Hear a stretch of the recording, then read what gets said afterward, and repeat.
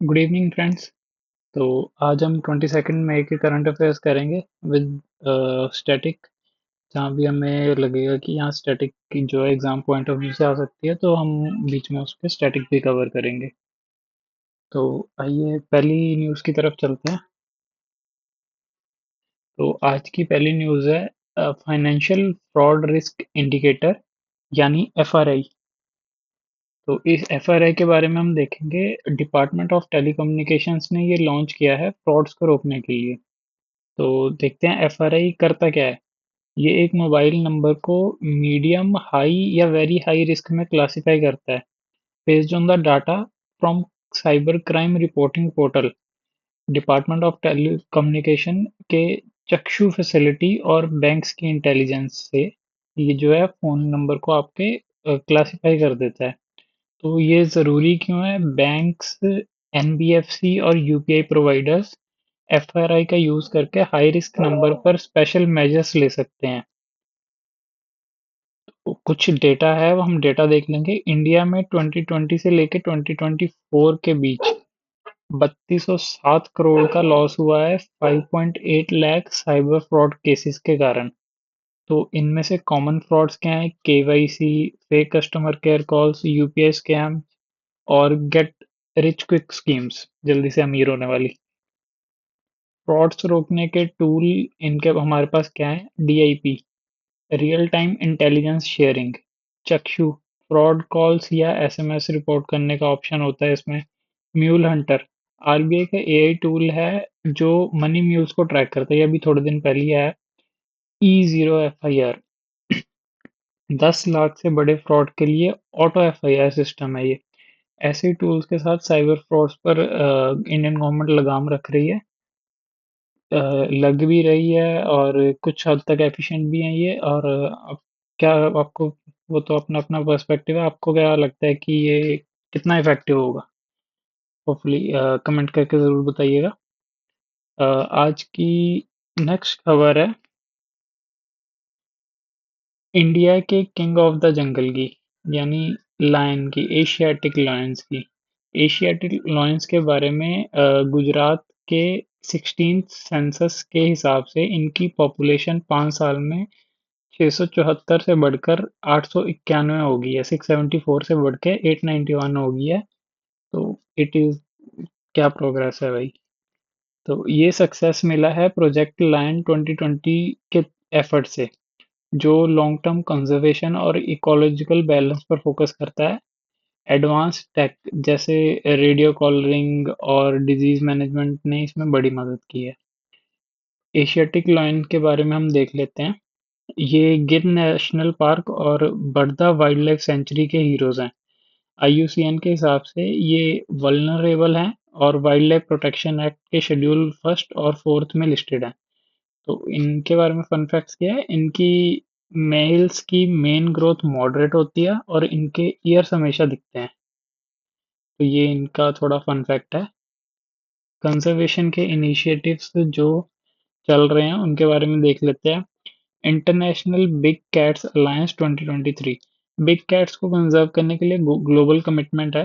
And उसके बाद greater गिर कंसेप्ट, गिर के बाहर भी सेफ हैबिटेट्स डेवलप करना। And re introduction project, Kuno national park में लॉयंस को वापस बसाने का प्लान है। एआई टूल्स जैसे सिम्बा और ई गुज फॉरेस्ट, ये लैंड मॉनिटरिंग को इजी बनाते हैं, स्मार्ट और एफिशिएंट उसकी लैंड मॉनिटरिंग को कर देते हैं इजी, स्मार्ट और एफिशिएंट। ये वहाँ के स्टाफ को हेल्प करते हैं। तो नेचर का ये रॉयल फैमिली फिर से अपनी, मतलब फिर से अपनी पॉपुलेशन में ज़्यादा नंबर्स में आ रहे हैं। तो अगर आपको मौका मिले तो ज़रूर गिर नेशनल पार्क विजिट करना, जंगल सफारी, लैंड सफारी करना। तो आज से नेक्स्ट न्यूज़ देखते हैं। इस न्यूज़ में बस इतना ही था। हाँ, सब कवर हो गया। तो इनका एक ये करेक्टरिस्टिक्स एक हमने मिस कर दिया। लायंस, इनका कोई पर्टिकुलर ब्रीडिंग से सीजन नहीं होता है। तो ये मतलब इनका मीटिंग का कोई पर्टिकुलर सीजन नहीं होता, लाइक मानसून, समर्स या विंटर्स। तो they do it go along all the year. फिर उसके बाद नेक्स्ट न्यूज़ देखते हैं। अगली खबर है, बिहार के मखाने और पटना में हुई पहली इंटरनेशनल बायर सेलर मीट। तो ये आईबीएसएम इंटरनेशनल बायर सेलर जो मीट है, ministry of food processing industries, Bihar government और अपेडा और trade promotional council of India TPCI के पार्टनरशिप में ऑर्गेनाइज हुई है। इसका एम था बिहार के एग्रीकल्चरल एक्सपोर्ट्स को ग्लोबल स्टेज पर लेके जाना और फूड एक्सपोर्ट्स को बूस्ट करना। तो इसकी रिपोर्ट की हाइलाइट्स देख लेते हैं। Indian council for research on international and economic relations, ICRIER, इक्रियर और अपेडा ने मिलकर एक रिपोर्ट रिलीज की है जो इस आईबीएसएम का की हाइलाइट थी। तो ये मखाने के बारे में है। मखाना यहाँ की यानी गोर्गन नट, मखाने को गोर्गन नट बोलते हैं। एक aquatic क्रॉप है जो स्टेगनेंट वाटर बॉडी जैसे पॉन्ड और लेक्स में उगती है। इंडिया ग्लोबल प्रोडक्शन में 90% का शेयर रखता है। वर्ल्ड में जितने भी मखाना होते हैं उनमें से 90% इंडिया में उगाए जाते हैं, जिसमें बिहार मिथिला रीजन का कंट्रीब्यूशन 85 टू 90% है। लेकिन सिर्फ 1-2% आउटपुट एक्सपोर्ट होती है। ये जो पूरा 90% जो हमारे यहाँ बनता है उसमें से सिर्फ 1 या 2% ही एक्सपोर्ट होता है। ये न्यूट्रिशनल पावर पैक्ड फूड है जो रिच है अमीनो एसिड में। अमीनो एसिड जो है वो प्रोटीन के बिल्डिंग ब्लॉक्स होते हैं, विटामिन्स और मिनरल्स में। बोनस इसमें ये है कि ये लो फैट और एंटी एजिंग प्रॉपर्टीज वाला सुपर फूड है। एंटी एजिंग मतलब एंटीऑक्सीडेंट। तो बिहार का ये जो ट्रेजर है ये ग्लोबल मार्केट्स में जाने के लिए रेडी है। तो ये इसी को एक्सपोर्ट करने के लिए जो हमारी मिनिस्ट्री है वो एफर्ट्स कर रही है। तो हम नेक्स्ट न्यूज़ देखते हैं। इस न्यूज़ में बस इतना ही था। बाकी आप इसमें से पढ़ लेंगे, कुछ भी अगर पॉइंट रह रहा हो। वैसे सारा कवर कर लिया हमने। इसके बाद देखते हैं इंडिया, चाइना और पाकिस्तान आ गया है। तो चाइना पाकिस्तान इकोनॉमिक कॉरिडोर यानी सी पैक के बारे में देखते हैं। सी पैक जो 2015 में लॉन्च हुआ था, चाइना के belt and road initiative BRI का एक फ्लैगशिप प्रोजेक्ट है। बीआरआई जो है एक मैसिव प्रोजेक्ट है जो लैंड और सी रूट्स के नेटवर्क से south east Asia, central Asia, gulf countries, Africa और यूरोप को कनेक्ट करता है। तो इसके हाइलाइट्स देख लेते हैं। तो ये बेसिकली चाइना एक ट्रेड रूट एस्टेब्लिश कर रहा है जो इनको मैक्सिमम इकोनॉमिक कॉरिडोर दे दे। तो इसके हाइलाइट्स देखते हैं। ये 3000 किलोमीटर का कॉरिडोर है जो चाइना के यिंगजियांग प्रोविंस को पाकिस्तान के ग्वादर पोर्ट से जोड़ता है। ये वही जगह है जहाँ सिल्क रोड इकोनॉमिक बेल्ट और 21st century maritime silk road मिलते हैं। तो ये सिल्क रूट पर ही है। आप जैसे कि पिक्चर में देख सकते हो। तो जो रेड वाली डॉटेड लाइन है वो ओरिजिनल प्रपोज्ड रूट है, और जो ब्लू वाली लाइन है ये प्रपोज्ड ऑल्टरनेटिव रूट है इसका सी पैक का। तो इसमें इंडिया के कंसर्न्स देख लेते हैं। इंडिया टेरिटोरियल इशू, जो सी पैक है पाकिस्तान ऑक्युपाइड कश्मीर से गुजरता है पीओके। आप जैसे देख सकते हो ये हमारा जम्मू कश्मीर है जो काशगढ़ से जो रोड चल रही है उसके बीच में ये जो दोनों रोड्स जा रही हैं बीच में डिफरेंट हो रही हैं जहाँ से वहाँ से जो ये कुछ हिस्सा इसका पीओके में से होके गुजरता है। तो जो इंडिया की सोवरेनिटी पर सवाल उठाता है। तो ये इंडिया की सोवरेनिटी पर दिक्कत आएगी क्योंकि इंडिया क्लेम करता है उस रीजन को।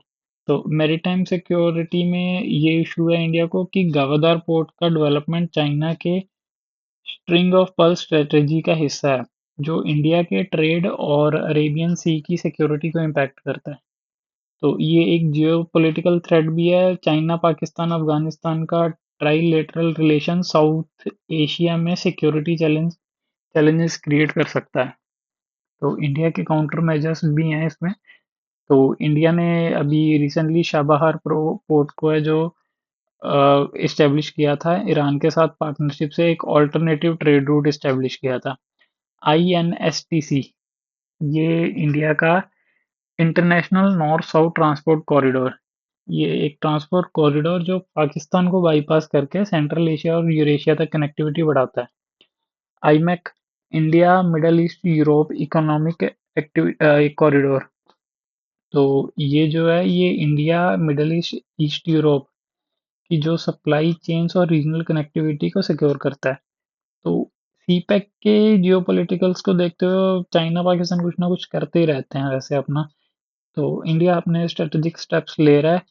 तो देखो अब इसके बाद हम नेक्स्ट न्यूज़ पर चलते हैं। अगली खबर है अरावलीज की इकोलॉजी को बचाने के लिए नए एक्शन प्लान के लॉन्च के बारे में। तो union minister for environment forest and climate change ने सब स्टेक होल्डर से वोल ऑफ गवर्नमेंट और whole of society approach adopt करने की अपील की है। तो देखते हैं क्या है इस अरावली एक्शन प्लान में। तो ये एक साइंस बेस्ड कम्युनिटी लेड और पॉलिसी सपोर्टेड रोड मैप है जिसका एम है अरावलीज की इकोलॉजिकल इंटीग्रिटी को रिस्टोर करना। तो अरावलीज के बारे में थोड़ा देख लेते हैं। दुनिया की सबसे पुरानी माउंटेन रेंजेस में से एक है जो हिमालय के फॉर्मेशन से भी पहले बनी थी। तो ये गुजरात से लेके दिल्ली तक, राजस्थान और हरियाणा के बीच 692 किलोमीटर तक स्ट्रेच करती हैं। मॉनसून साइकिल और टेम्परेचर रेगुलेशन में इंपॉर्टेंट रोल प्ले करती हैं अरावली हिल्स। थार डेजर्ट को एग्रीकल्चरल रीजन्स में फैलने से रोकने का काम भी ये करती हैं। अगर ये अरावली हिल्स की एब्सेंस होती तो थार डेजर्ट जो है वो और उसका एरिया और ज़्यादा हो सकता था। तो इनिशिएटिव्स अरावलीज को प्रोटेक्ट करने के लिए क्या है, अरावली ग्रीन वॉल प्रोजेक्ट। तो अरावली हिल रेंज के आसपास 5 किलोमीटर का बफर एरिया जो है उसको ग्रीन करने का मिशन गवर्नमेंट ने स्टार्ट किया है। स्टेट गवर्नमेंट के मेजर्स भी देख लेते हैं। 2016 में हरियाणा ने मंगरवानी एरिया को नो कंस्ट्रक्शन जोन डिक्लेयर कर दिया था। एंड सुप्रीम कोर्ट्स की जजमेंट्स भी हैं। एमसी मेहता केस के थ्रू माइनिंग एक्टिविटीज को अरावली हिल्स में बैन किया गया था। अरावली सिर्फ एक माउंटेन रेंज नहीं है बल्कि एक इकोसिस्टम का एक इम्पोर्टेंट पार्ट है। तो गवर्नमेंट इसको बचाने के लिए इसीलिए इतने एफर्ट्स कर रही है। तो इसके बाद हम नेक्स्ट न्यूज़ देखते हैं। तो नेक्स्ट न्यूज़ आ रही है पॉलीबुटीन एडिपेट थेरापेट। तो ये एक क्रिटिकली इंडेंजर्ड स्पीशीज के बारे में है। तो दादा साहब फाल्के अवार्ड जीतने वाली एक डॉक्यूमेंट्री है जिसने Asian giant soft shell turtle को स्पॉटलाइट किया है। ये डॉक्यूमेंट्री केरला के कसरगोड की कंजर्वेशन एफर्ट्स पर फोकस करती है। तो Dada Saheb Phalke international film festival में ये अवार्ड्स पहले इसके बारे में देख लेते हैं। ये अवार्ड जो है ये father of Indian cinema Dada Saheb Phalke की लेगेसी को सेलिब्रेट करते हैं। 1930 में उन्होंने इंडिया की पहली फीचर फिल्म राजा हरिश्चंद्र बनाई थी। अब देखते हैं ये जो टर्टल की स्पीशीज है Asian giant soft shell turtle. तो इसे केरला में भीमनामा कहा जाता है। भीमन मतलब जायंट और अमा मतलब टर्टल। ये फ्रेश वाटर टर्टल साउथ और साउथ ईस्ट एशिया के रिवर्स, लेक्स और एस्टुरिन एरियाज में मिलता है। तो इसका स्टेटस जो है वो क्रिटिकली इंडेंजर्ड है। आईयूसीएन और वाइल्ड लाइफ प्रोटेक्शन एक्ट 1972 के शेड्यूल 1 में प्रोटेक्टेड है। तो इस टर्टल की जो स्पेशल बातें देख लेते हैं। इसका जो सर होता है वो चपटा होता है, फ्लैट एंड हेड होता है और इस वाइडली स्पेस्ड आई होती है। इसकी आंखों के बीच में गैप बहुत होता है। तो ये एम्बुश प्रीडेटर्स होते हैं जिनके पास मतलब लाइटनिंग स्पीड होती है काफ़ी तेज़ी से, मतलब अपने जो प्रे होता है उसके पास जब वो पास आ जाता है तो उस पे लाइटनिंग अटैक करते हैं और पावर बहुत पावरफुल जो होता है इनका। तो उसके बाद हम नेक्स्ट न्यूज़ देखते हैं। आईएनएसवी कौंडिन्या, इंडियन नेवी ने इंडक्ट किया है आईएनएसवी कौंडिन्या। एक ट्रेडिशनल स्टिच्ड सेलिंग वेसल है। नेवल बेस करवार कर्नाटक में किया है इसको। ये शिप जो बना है एक फिफ्थ सेंचुरी के डिज़ाइन पर बना है जो अजंता केव्स की पेंटिंग्स में दिखाया गया है। नाम है कौंडिन्या, जो एक लेजेंडरी इंडियन मरीनर थे जिन्हें इंडियन ओशियन क्रॉस कर साउथ ईस्ट एशिया तक पहुंचने का क्रेडिट मिला है। तो ये उनके ऊपर इनका नाम रखा गया। सबसे खास बात इसकी ये है कि शिप के वुडन प्लैंक्स, कॉयर रोप, कोकोनट फाइबर और नेचुरल रेजिन से स्टिच किए गए हैं। नेल्स की बजाय इनको यूज किया गया है। इस टेक्निक को कहते हैं टांकाई मेथड। तो ये एक 2000 साल पुरानी टेक्निक है। इस स्टिचिंग मेथड की वजह से शिप फ्लेक्सिबल और ड्यूरेबल होती है, जो शोल्स और सैंडबार से डैमेज होने से बचाता है इसको। ये हमारी मैरीन हेरिटेज का एक शाइनिंग एग्जांपल है और ट्रेडिशन और इनोवेशन का परफेक्ट फ्यूजन है। तो हम नेक्स्ट न्यूज़ देखते हैं। काफ़ी न्यूज़ हैं आज। सुप्रीम कोर्ट ने एक इम्पोर्टेंट लीगल अपडेट है। सुप्रीम कोर्ट ने एक ऑर्डर पास किया है जो पेडेस्टेरियंस के कॉन्स्टिट्यूशनल राइट्स को अफर्म करता है। मतलब सड़क पर चलने वालों की सुरक्षा और अधिकार को कोर्ट ने ऑफिशियली रिकॉग्नाइज किया है पहली बार। तो जो रोड सेफ्टी के लिए एक बहुत बड़ा स्टेप है। अब थोड़ा कॉन्टेक्स्ट के लिए बात करते हैं एशियन प्रोडक्टिविटी ऑर्गेनाइजेशन के बारे में। तो पहले इसके बारे में बात कर लेते हैं। ये एक इंटर गवर्नमेंटल ऑर्गेनाइजेशन है। 1961 में 8 फाउंडिंग मेंबर्स के साथ बना था और इंडिया भी इसका एक फाउंडिंग मेंबर था। इसका मेन ऑब्जेक्टिव है एशिया पैसिफिक रीजन की प्रोडक्टिविटी बढ़ाना म्यूचुअल कोऑपरेशन के जरिए। एपीओ में एशियन प्रोडक्टिविटी ऑर्गेनाइजेशन में 21 इकोनॉमी शामिल हैं और ये रिसर्च करता है मेंबर्स के इमर्जिंग नीड्स पर, प्रमोट करता है बाइलेटरल और मल्टीलेटरल अलायंसेस को, और सर्वे करता है इकोनॉमिक और डेवलपमेंट पॉलिसीज का। तो एक तरफ हमारे जो है वो पेडेस्ट्रियन राइट्स को स्ट्रॉन्ग लीगल बैकिंग मिली है, तो दूसरी तरफ एशिया पैसिफिक प्रोडक्टिविटी को बूस्ट करने का एक इम्पोर्टेंट फॉर्मम भी हमारे साथ है। तो ये दोनों चीज़ें जो इसमें हमने इसके बारे में पढ़ लिया, और सुप्रीम कोर्ट ने जो अफर्म किया है कॉन्स्टिट्यूशनल राइट्स ऑफ पेडेस्टेरियंस, तो ये भी हमने देख लिया। तो ये इतनी ही न्यूज़ थी। इसमें जो ज़रूरी था वो एपीओ था और सुप्रीम कोर्ट का एक ऑर्डर था जो अफर्म कर रहा है। उसके बाद नेक्स्ट न्यूज़ देखते हैं। ये इन्वायरमेंट फ्रेंडली न्यूज़ है। त्रिपुरा के कमलपुर में लॉन्च हुए हैं कंपोस्टेबल बैग्स जो बने हैं पॉलीबुटलीन एडिपेट टेरिफेटलेट पीबैट से। तो एक स्मार्ट और अल्टरनेटिव सिंगल यूज प्लास्टिक के लिए पीबैट क्या है? ये एक biodegradable chemical free thermoplastic copolymer है। तो थर्मोप्लास्टिक्स वो पॉलीमर्स होते हैं जो हीट करने पर सॉफ्ट हो जाते हैं एंड प्रोसेस के बाद ठंडे होने पर फिर हार्ड हो जाते हैं। तो सबसे बड़ी बात जो है वो पीबैट रेन्यूएबल रिसोर्सेज से बनता है, जैसे कॉर्न स्टार्च और शुगर केन। मतलब नेचर के साथ फ्रेंडली सोल्यूशन और प्लास्टिक पोल्यूशन। तो ये एक एक्चुअली बायोडिग्रेडेबल है जो इन्वायरमेंट फ्रेंडली भी है ये।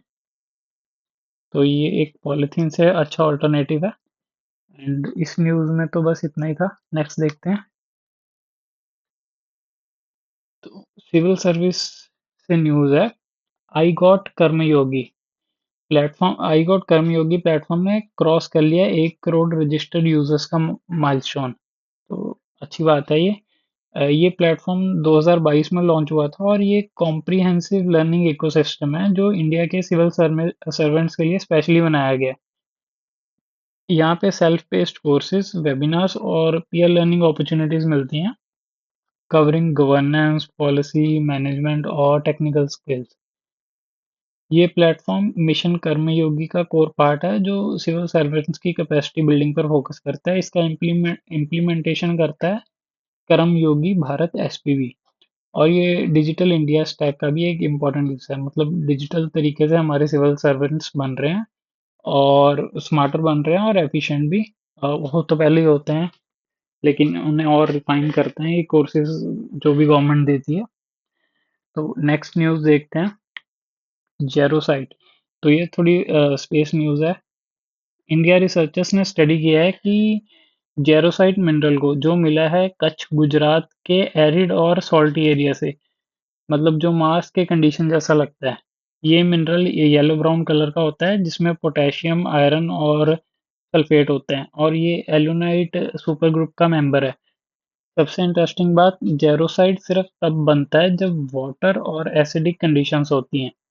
तो मार्स पर जेरोसाइट मिलना मतलब वहां पे पहले पानी था, एक strong proof for water existence on Mars. और ये मिनरल ऑर्गेनिक मॉलिक्यूल जैसे ग्लाइसिन को भी ट्रैप कर सकता है, जो कि पास्ट लाइफ के लिए एक इम्पोर्टेंट क्लू हो सकता है। तो मार्स की तरफ ये जा रहे हैं, एलन मस्क वैसे ही मार्स पे लेके जा रहे हैं लोगों को। देखते हैं हम नेक्स्ट न्यूज़। तो रिसेंटली सरकार ने सुप्रीम कोर्ट को बताया है वक़्फ़ इस्लाम का एसेंशियल पार्ट नहीं है।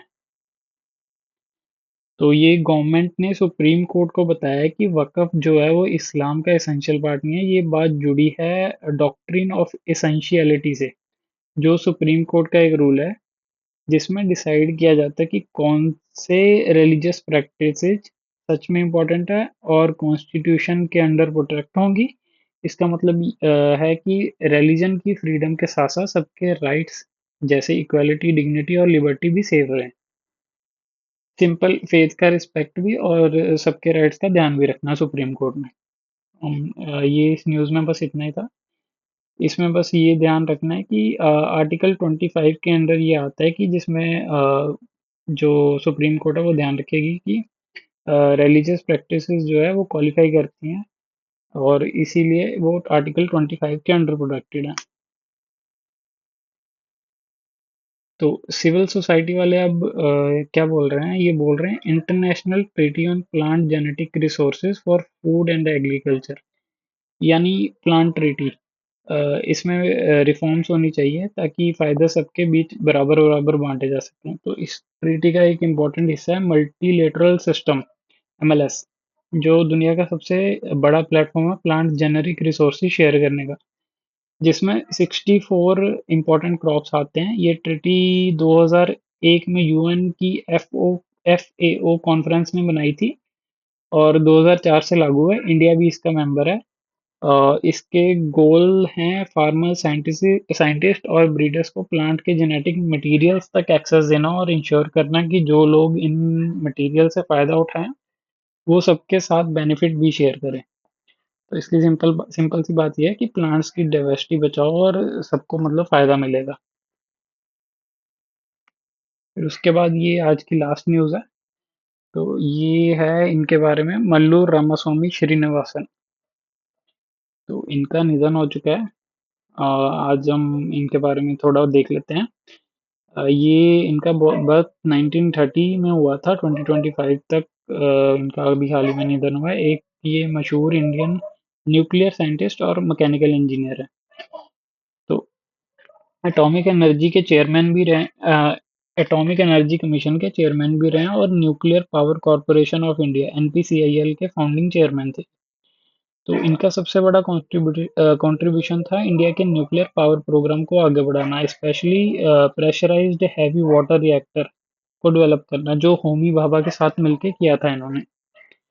और हाँ, इन्होंने इंडिया का पहला न्यूक्लियर रिसर्च रिएक्टर अप्सरा बनाने में भी बहुत इंपॉर्टेंट रोल रहा था इनका। तो इनकी लिखी हुई एक बुक है, from fission to fusion, the story of India's atomic energy programme. तो इसको ध्यान में रखेंगे, ये आपसे एग्जाम में पूछा जा सकता है, जिसमें इन्होंने अपनी जर्नी शेयर की थी। तो इनका जो बस इनके बारे में यही इंफॉर्मेशन है।